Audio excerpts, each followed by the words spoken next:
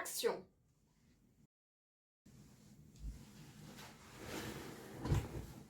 Aujourd'hui, je me suis dit que ça pouvait être super bien d'essayer de faire son propre papier recyclé. Je m'explique.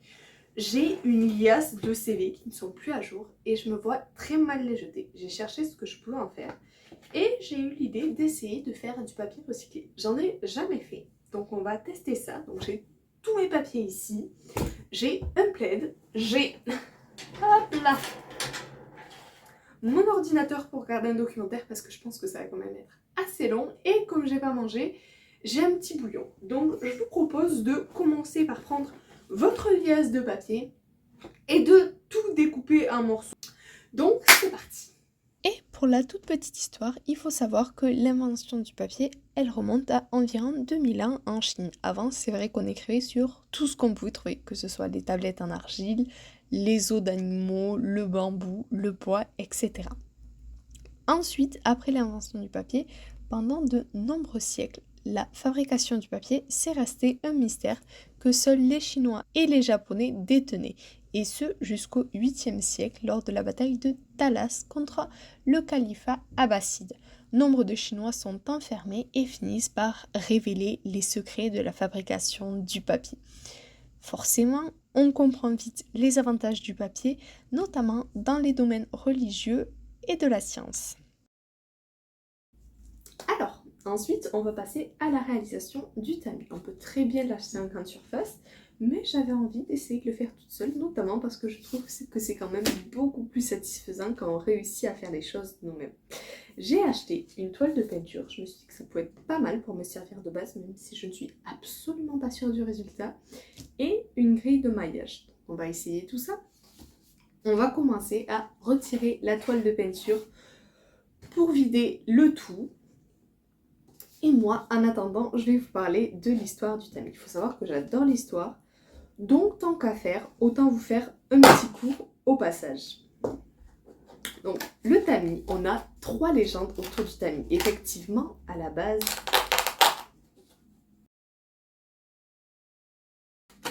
le tamis, il sert forcément à tamiser la farine et le grain, notamment en cuisine. On se sert aussi du tamis pour tamiser des pigments par exemple, ou le thé au Japon. Et il existe 3 histoires autour du tamis. La première, c'est la légende de la Vestale Toussia, qui aurait, pour prouver sa virginité, dû transporter l'eau du Tibre au travers d'un tamis et n'en renverser aucune goutte. Chose qu'elle a réussi à faire par miracle et qui ainsi aurait prouvé sa virginité aux yeux de tous. C'est d'ailleurs pour ça qu'on retrouve un portrait, même 2 portraits je crois, si je ne dis pas de bêtises, de la reine Elisabeth Ier. Elisabeth Ier, c'est une reine d'Angleterre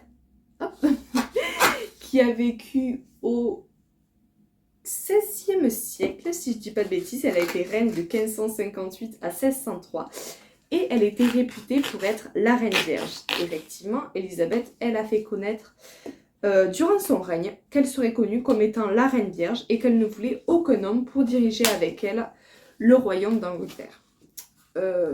Ma théorie à moi, c'est qu'elle avait un peu peur que l'homme qu'elle épouserait lui fasse une Henri VIII. Henri VIII étant son père, et il est connu pour avoir eu 6 femmes, en avoir fait décapiter 2 et répudier 2 autres. Voilà. Donc je pense que c'était surtout pour ça.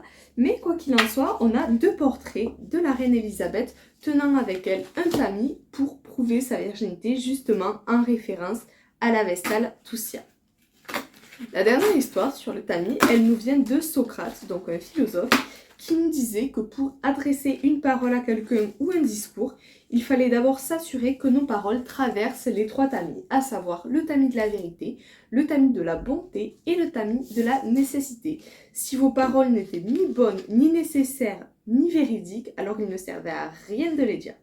Et pour le coup, je trouve que c'est assez intéressant et qu'on pourrait quand même l'appliquer à notre vie de tous les jours, parce qu'il y a vraiment des paroles, des fois, on se dit quel était l'intérêt de les prononcer, surtout quand elles sont blessantes.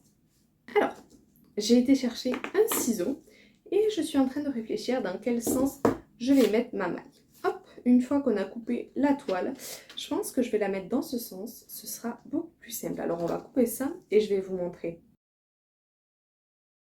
Alors je suis en train de me dire que soit je fais glisser la maille par-dessous et que potentiellement elle tiendra comme ça, soit je la visse par-dessus. À savoir que je veux la mettre dans ce sens-là, justement pour garder le cadre, pour avoir la forme de ma feuille lorsqu'on la réalisera. On va essayer de la passer par-dessous. On va voir ce que ça donne.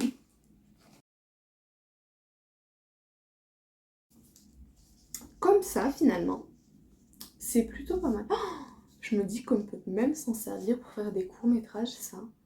Pour faire une sorte d'effet en prison. Oh, je viens d'avoir une idée.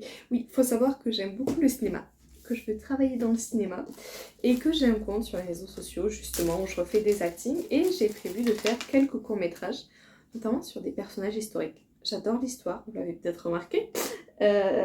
Donc, je me suis dit que ça pouvait être super intéressant de faire des courts-métrages sur des personnages historiques, notamment des femmes. Je suis en train d'en réaliser un sur Cassandre, une personne de la mythologie grecque, et je pense que mon prochain court-métrage sera sur Anne Boleyn, donc la mère en plus d'Élisabeth Ier que j'ai mentionné plus tôt. Donc ça, je me dis que ça pourrait être pas mal pour la scène dans la tour lorsqu'Anne Boleyn s'apprête à être exécutée par décapitation, la pauvre. Hop. Du coup, si je ne vous dis pas ce que je fais, ça va être compliqué. Je suis en train d'essayer de visser ma grille de maillage. C'est assez simple finalement, je m'attendais à pire. Donc je vais visser tout ça. Alors, mon tamis est terminé. J'en suis assez fière, même s'il est très bancal. C'est pour ça que je suis à peu près certaine que ça ne marchera pas. Donc moi je vous propose, on va faire un test. Et si jamais ça marche pas, j'irai acheter un vrai tamis en magasin. Alors, maintenant on va s'occuper du papier. Normalement il faut prendre 2 bacs et s'assurer que notre tamis passe dedans, ce qui n'est pas mon cas. Donc je pense qu'on va galérer, mais c'est pas grave, on va trouver une solution. Et on va commencer à prendre le papier qu'on avait broyé et à le mettre dans nos saladiers d'eau. J'ai rempli un saladier d'eau et j'en ai un qui est vide, vous verrez tout à l'heure pourquoi. Hop, voilà. On va y aller petit à petit parce que j'ai vraiment beaucoup de papier. Hop. J'ai pris de l'eau chaude, histoire que le papier ramollisse beaucoup plus vite. Et hop, on va continuer à rajouter. On continue avec la suite. Alors, j'ai pris le mixeur parce que je me suis rendu compte que je n'arriverais pas à faire autrement. Il faut mixer le papier pour que le papier devienne en fait de la pâte à papier. Et à la main, je me rends compte que c'est très compliqué. Alors, malheureusement, on va faire plus simple, on va faire plus moderne et on va utiliser un mixeur. Je vous montre quand même à quoi c'est censé ressembler. On a ici le papier que j'ai essoré, donc on a des petites boulettes de papier qui sont encore un peu imbibées d'eau, mais ça c'est pas un souci. Et là, la pâte à papier que j'ai commencé à faire. Du coup, pour la pâte à papier, on va prendre un mixeur. Je pense que je réessayerai quand même de le faire une autre fois sans mixeur, parce que ça fait un petit peu mal à mon petit cœur d'utiliser un appareil moderne alors que nos ancêtres le faisaient très bien sans. Hop, on va mettre nos boules de papier. Je pense que j'en ai un petit peu trop mis. De l'eau, beaucoup d'eau. Malheureusement, le papier, ça consomme énormément d'eau pour sa fabrication, ce qui est un peu dommage. Donc bon. Et après, on mixe.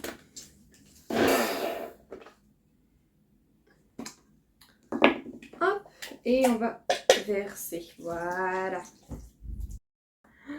Donc c'est parti. Le but, c'est de tremper son tamis dans le saladier. Alors, je sais même pas comment je vais faire étant donné que mon tamis est beaucoup trop grand. Je pourrais le scier là en fait. Mais on va essayer de le faire en récupérant de la pâte à papier forcément. Et le but, hop, en fait ce sera juste beaucoup plus long en faisant comme ça.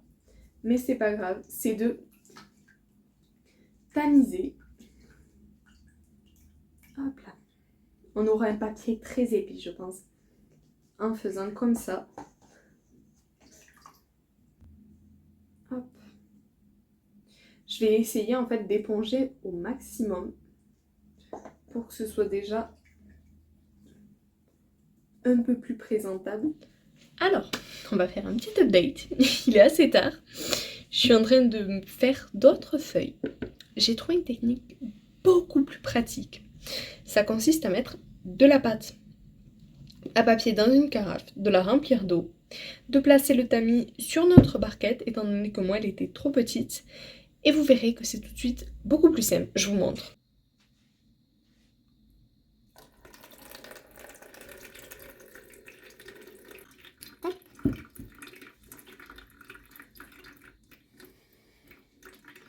Et en fait, je vais juste venir étaler. Ce qui est pas mal avec cette technique, je trouve, c'est que quand on a beaucoup de pâte à papier, au moins on réutilise l'eau plutôt que de la remplir à chaque fois. Et ça, je trouve que c'est plutôt pas mal, ça nous évite de gaspiller. C'est vrai que faire du papier, il faut énormément d'eau. Donc là, au moins, on a juste cette quantité d'eau qu'on remet dans la carafe à chaque fois. On rajoute de la pâte au besoin. Et franchement, je trouve ça plutôt pas mal. On arrive enfin à la dernière partie de cette vidéo. Et j'avoue, je suis tellement contente parce qu'on a nos petites feuilles de papier. Voilà, j'en ai une bonne vingtaine. Ici, j'en ai 2 qui ont quasiment terminé de sécher, qui sont encore un peu humides. Faut savoir qu'on est quand même 7 jours après la réalisation. Donc, il y a quand même eu 7 jours qui se sont écoulés pour laisser aux feuilles le temps de sécher. Alors, plusieurs petits points. Comme je m'y attendais, on est quand même sur du papier assez épais et forcément un peu gondolé, un peu granuleux. J'ai envie de dire, effectivement, c'est des résidus de papier.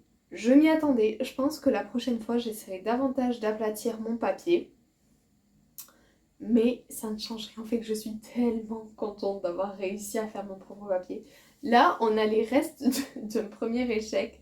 C'est la première feuille que j'ai essayé de décoller qui s'était trop accrochée à la nappe en fait et qui s'est tout bonnement déchirée en 1000 morceaux. Ça fait rien parce que du coup on va quand même faire un petit test. Le but du papier c'est d'écrire, on va voir si malgré tout on peut écrire sur ce papier malgré ses imperfections. Donc j'ai pris 3 types de stylos, un crayon à papier, un stylo bic et un feutre. Et on va voir les résultats que ça donne. Alors, j'écris ça et je vous montre à la caméra ensuite. Je vais vous montrer ça, mais quand même, j'avoue que j'en suis très fière. Je sais que j'arrête pas de le répéter, mais on a fait du papier. Je sais pas si vous vous rendez compte de ce que c'est. Je suis tellement fière de moi, ça nous a permis en fait de recycler du papier. Je pense que j'en referai.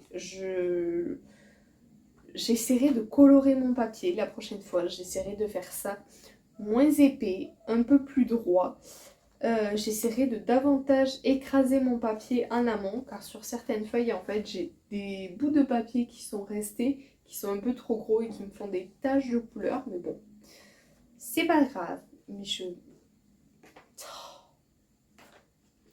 en fait, c'est ce que je disais en début de vidéo. Quand on fait quelque chose soi-même, on a cette satisfaction à voir le résultat terminé. C'est pas parfait, et pourtant je suis perfectionniste. Mais ça nous fait tellement plaisir qu'en fait on fait pas attention aux petits défauts, et je trouve ça merveilleux. Voilà les 3 résultats, crayon papier, feutre et stylo bic. Et forcément, j'avoue que ma préférence va au stylo bic. J'espère que cette vidéo vous a plu. N'hésitez pas à me le dire en commentaire. Si vous avez d'autres idées de vidéos dans ce style, n'hésitez surtout pas à me le dire. Je pense que vous l'avez compris, j'aime les vidéos lifestyle. Je pense qu'on va partir sur des vlogs sur cette chaîne. Des vlogs de ma vie à Paris, de ma vie en tant que future actrice. Je croise les doigts même si je n'ai aucun doute là-dessus. J'ai décidé que je réussirais, alors je réussirai. Sur pareil, ma vie d'écrivaine, j'écris à côté. Donc j'espère que ça vous a donné envie de me suivre. Voilà!